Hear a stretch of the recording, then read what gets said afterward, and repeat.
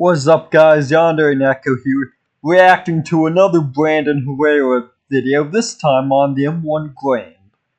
If you clicked on this video, it's likely because you're either a fan of Brandon Herrera, or you saw the anime girl in the thumbnail.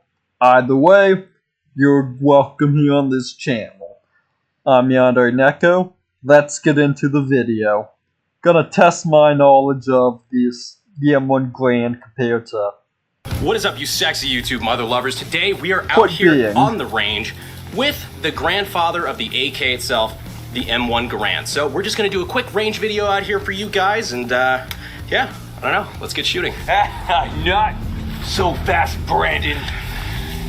If you're gonna shoot a Garand, demands blood. He's gonna give himself Garand thumb.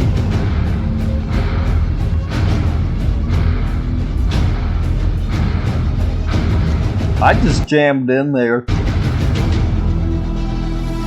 Because I hear like the Garand thumb myth. Like the idea that it actually like bites off part of your thumb or like tears off a good chunk of flesh. It's like, it's a nick at worst. You know, it's like no worse than jamming your thumb into, I don't know. It's a pinprick.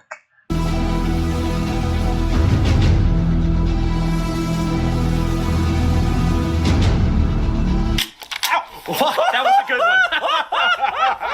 Like, no worse than jamming your thumb into a door, really. There we go. That one was real. Blood. Oh yeah, cool, perfect.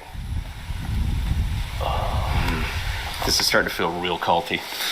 Yeah. Thank you. It's been blooded. It's been an honor. Let's get shooting.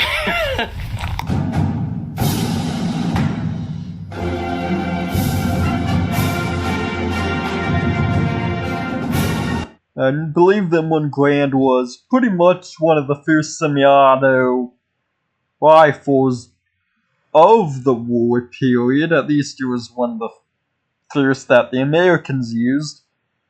Gosh, I can never remember if it's chambered in 30-06 or 308. I want to say 30-06, but I could easily be wrong on that. And, of course, it's known for its iconic ping when it ejects the clip. I want to say clip. Because it's an internal magazine, and you're putting the clip in.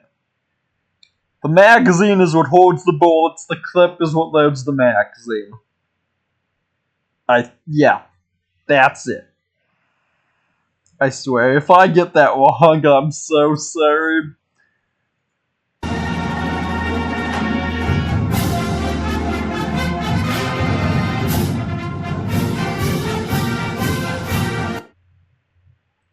I also don't know how heavy it was compared to rifle, so I can't comment on its weight. Sorry. Charger unplugged.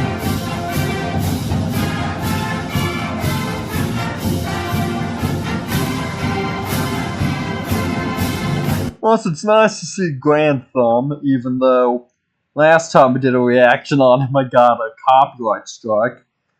Granted, it's possible that was just an automatic, bot, and it could have emailed the guy, but I don't know. It's awkward with some,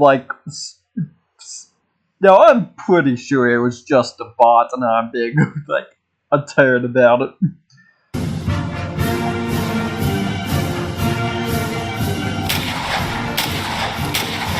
Not gonna lie, this a little gay. I'm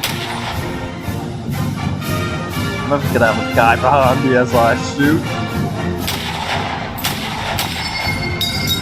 Not beating the allegations of that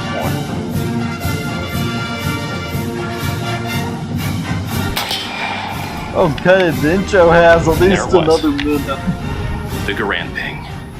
If you've ever wanted to see AK Daddy do a video on the M1 Garand, the AK's Granddaddy with Garand Daddy, go ahead and hit that subscribe button. Now that you guys have seen a little bit of how this gun fires, and you've gotten the the famous ping sound out of the way, at least for now, I'm gonna take her back to the shop, take her apart, show you guys the guts, and explain. Actually, I'm interested on the guts, because that's the one thing I've never been super knowledgeable about gun-wise. Like, sure, I can know the history, what it's chambered in, why it was, like, adopted by a military or dropped by a military. But I never actually, like, know anything about the guts, more or less. Why this is actually the grandfather of the AK. But first, time to thank our sponsor. Yeah, because I was about to say, I'm pretty sure that's the Struimguivir, that's the actual grandfather of the AK, but getting to disassembly. The Garand. Now, before I go too far, I know you guys are going to be in the comments saying that this is not actually Garand, but instead an M1 Garand. Apparently, Mr. Garand was very insistent that that was the way that you pronounce his name. However, that's just not what anyone calls this. Also, Garand is dead, so he can fight me on the pronunciation. If you look into the English language a little bit, you have a comparable sounding word, gerund, which is spelled with UND, clearly, which is why it's pronounced gerund. This thing ends in AND, meaning it intuitively sounds like it should be pronounced Garand. Plus, he's Canadian. The hell does he know about English? I know I'm wrong on this. You mean a Canadian made one of the most iconic American weapons of World War II? Well, that's it. I officially hate the M1 Garand. Way to ruin a gun without... Way to ruin a gun. But I'm not going to change. Ian, I'm actually sorry. But alright, let's talk about the Garand. If you've seen Band of Brothers or Saving Private Ryan, you might recognize this as... Or, you know, like any World War II movie, played any World War II shooter, played any Call of Duty set in World War II. Pretty much anything involving World War II with Americans, you gotta see this gun. The infantry rifle used by the United States during World War II. It's also one of the only American infantry rifles where you would be correct in saying that it's not fed by magazines, but instead clips. Yes, I was right. It's fed by... the clip is what goes in. Hence the wonderful, famous ping. Ping. And I already know what you're saying. Brandon, why are you so insistent that this is the grandfather of the AK? Well, we're going to get into that in just a second, so we're going to go... That's right. If he says something like the gas blowback system, whatever, I don't know what I'm gonna do, but I am actually interested to know more about the insides of the gun. Go ahead and start taking this thing apart. First, pull back and down on the...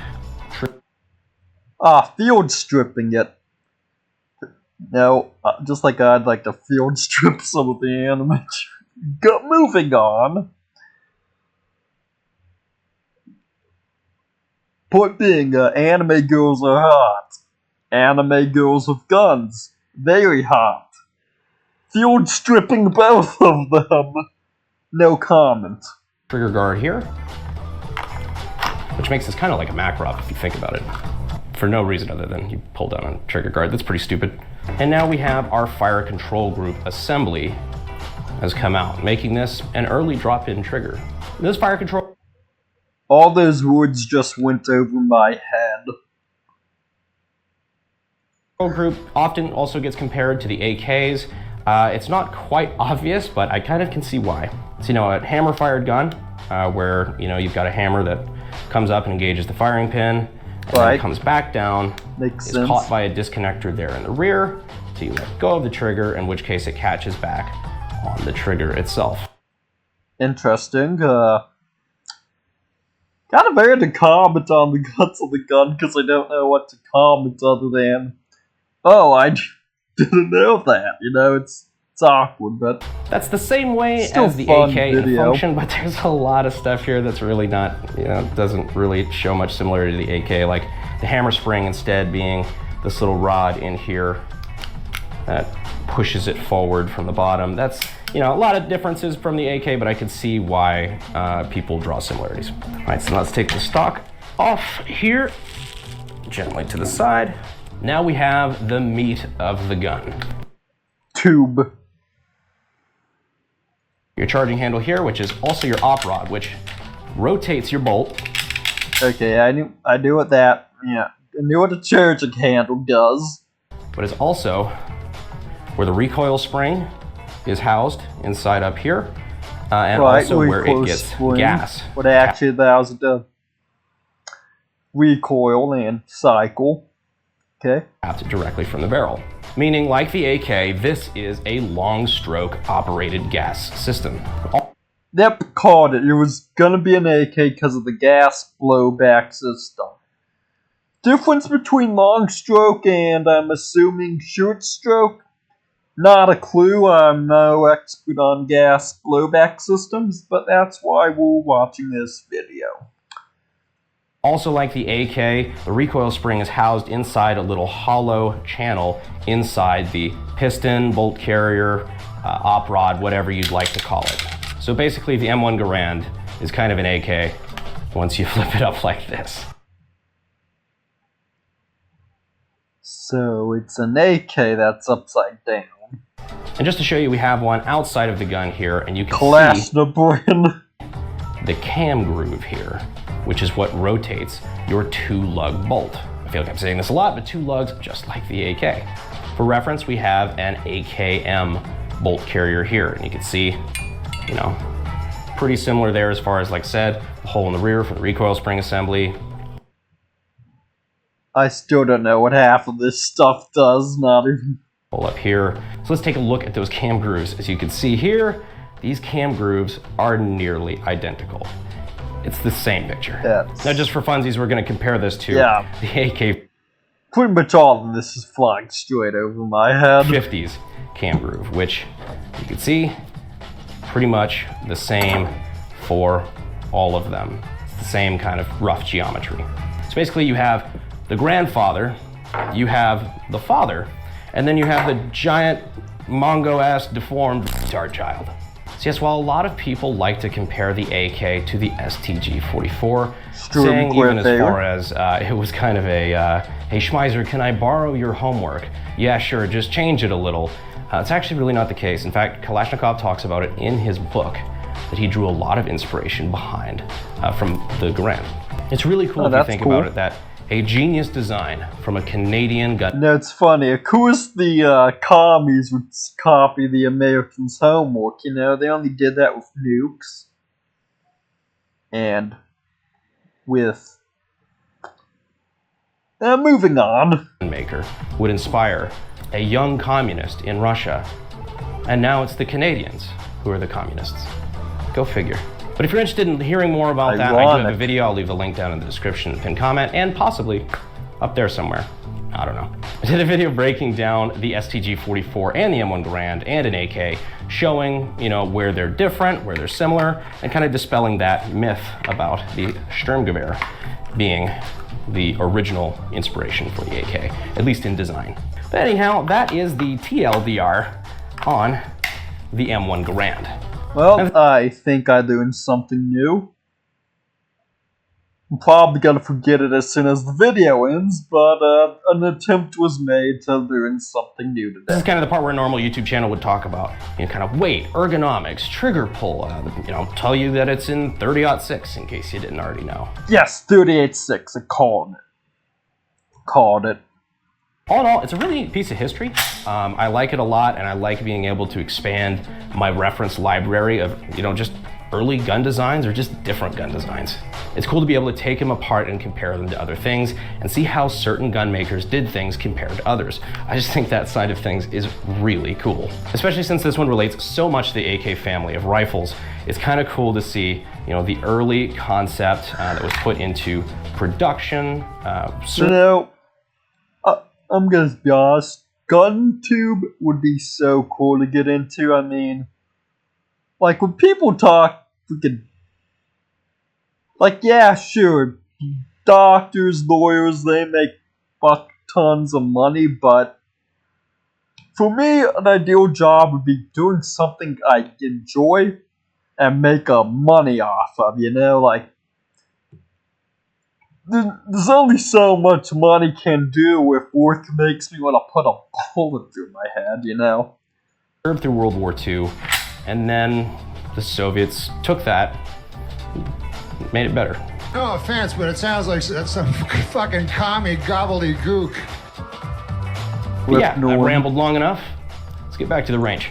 So now we've gotten to the part of the video. Okay, an HD break. White Claw penetration. We're gonna do our typical White Claw penetration test. But you know what? You guys have seen me shoot White Claw 100 times. It's getting a little old now. I'm more of a Twisted Tea guy myself. So, Mike, would you do the honors? I'm here to cure your alcoholism, Brandon. You're gonna need more than 8 rounds, but there you go. Fair enough. Get off my lawn. I'm here to... Me versus my lovely hentai. Never mind. 3, 2, 1. I think it deflected the bullet. I'm no expert, but I think it might have penetrated. I don't know. We'll see. Ta-da! It's gone. Dude, that aroma is fucking great, though. Is this a graveyard of White Claws? Yeah, we've done this a time or two. It's like a Yugoslavian war crimes out here. Allegedly. Yeah, that's our aftermath. The only thing I don't get, why would you shoot a drink you like, you know? For me, it'd be the IPA penetration test, because IPAs are trash. How's it taste? You know, I don't condone Probably dirt and aluminum. Alcohol and firearm usage, so, Yo, it's the Joker, please stand by. The M1 Garand, ladies and gentlemen. Can you think of a more iconic American rifle than this? Of course you can. This was a really fun video, guys. This is going to be a very welcome piece in my collection, both for its American history and for its inspiration to AK, the AK-47, and other weapons that came after it. It's a really cool piece of firearm history. And Dang, I just realized how I hope I was able to share that with you guys is. today. Big ups to Papa Plaid for lending us a little bit of his time to do some dumb shit with us out here on the range. Granted, I have, like, toned Muay Thai arms, so... Like, I'm strong for my size, it's just my size doesn't look all that, you know. We've been filming some stuff together, and, you know, you might be seeing some stuff from the two of us over on his channel sometime in the near future. Anyhow, guys, Well, please like, share, and subscribe. Comment down below if you want me to do Mood Brand and Herrera reactions, and I'll catch y'all in the next video.